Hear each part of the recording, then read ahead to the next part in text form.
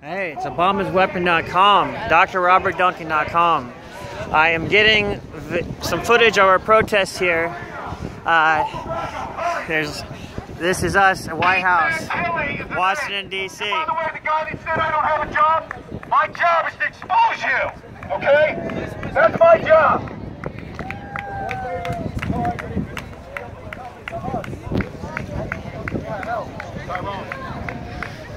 Let's go get...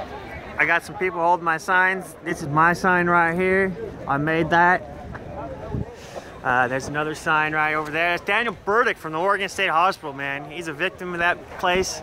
He's had a whole lot of shit happen in his life.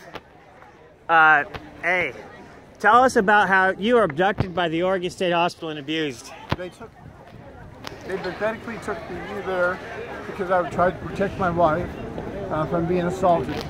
And then they put me on 71 different medications. I've caught gynecomastia where I have now female breasts and I have lumps in my chest. And they sent somebody from the Oregon State Hospital that was a certified mental patient and had been convicted for assaults. And they murdered my wife in front of my son. And 14 days later, my son committed suicide. So we really need help. And I lost my home, my family.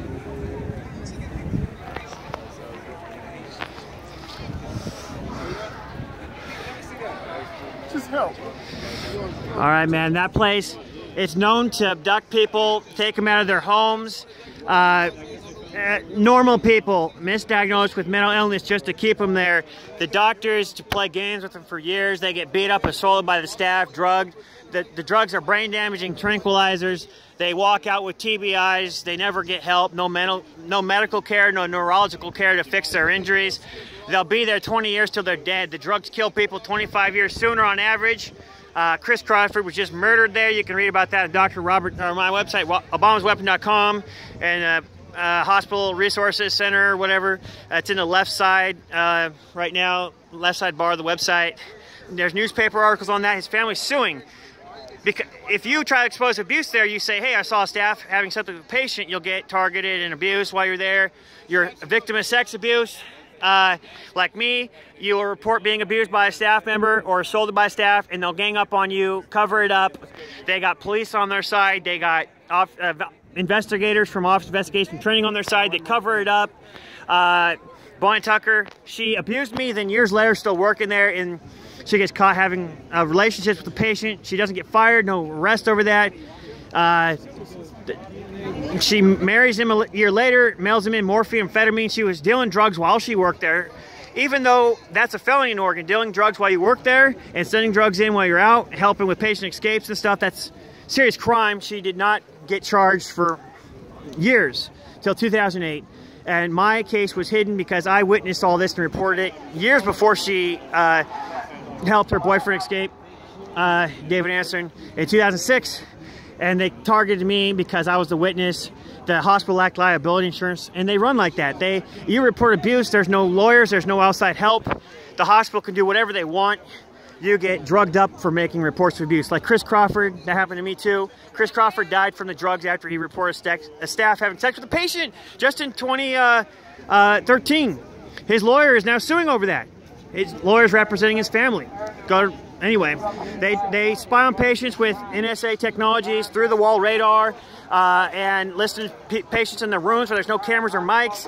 They have technology to mind control them and beam in radiation in their body. They'll set somebody up if they have to, and they did that to me.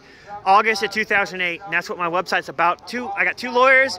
I got 7 doctors that say I have TBI, PTSD from this, and they think I was victimized there and the hospital's corrupt. But even though I got all this, no one's investigated, no one's been prosecuted, and they're denying me an investigation.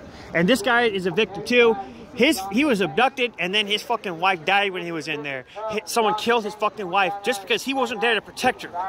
Okay, that's the only reason his wife is dead, because he was stuck in a shithole he didn't need to be in. They released him eventually, and he's fine, except he's got injuries from the meds and shit, like he just described. Why'd they put him in there in the first place? Fuck. God damn. Yeah. There's another thing that they kept me in a room for 71 days. I weighed 298 pounds. They didn't feed me. They beat me up. I was sexually assaulted. I came out weighing 198 pounds. And, you know, I've never done drugs or alcohol in my life. I have a college degree. And I lost everything that ever mattered to me in my life. And we need help.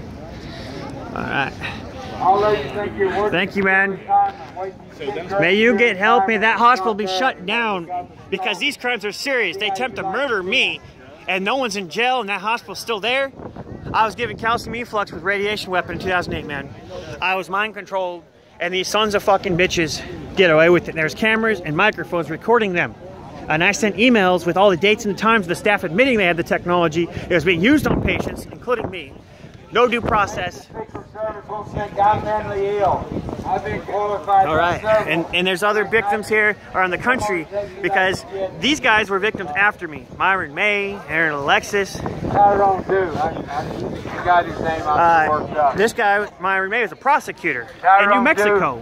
Former public defender. He's a victim.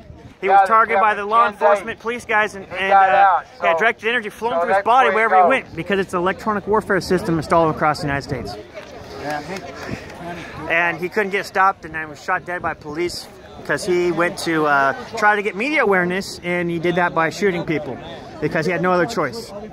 Aaron Alexis shot 12 dead at Navy Yard for the same reason. He and our government just keeps doing this to people. 70 years of abuses. This system, the way it works, is satellites and radar. They beam in radio frequencies into your body and your home. It's called interferometry. They get the atoms in your body, your home, the resonate frequencies. Radio waves are broadcast from your atoms back to the sensors and satellites and whatnot. And then they got an image, a 3D image of your home and your body. So they track you 24/7, listen to you. Shit. And those same signals, that's called interferometry. It lets them see you and listen to you, right? And they scan your brain, they decode that, and they got your images from your head, your sound from your head, your thoughts, your passwords, whatever, your memories from childhood. It's a brain-computer interface. Then they can send signals in, heat, chill you, vibrate your body, send images into your brain because they're altering the frequency of your brain. They can put sound in your head and shit like that. He just did it about a month ago. Behavioral experiments, ladies and gentlemen. Mind control experiments. On the American people. Especially those that are not paying attention.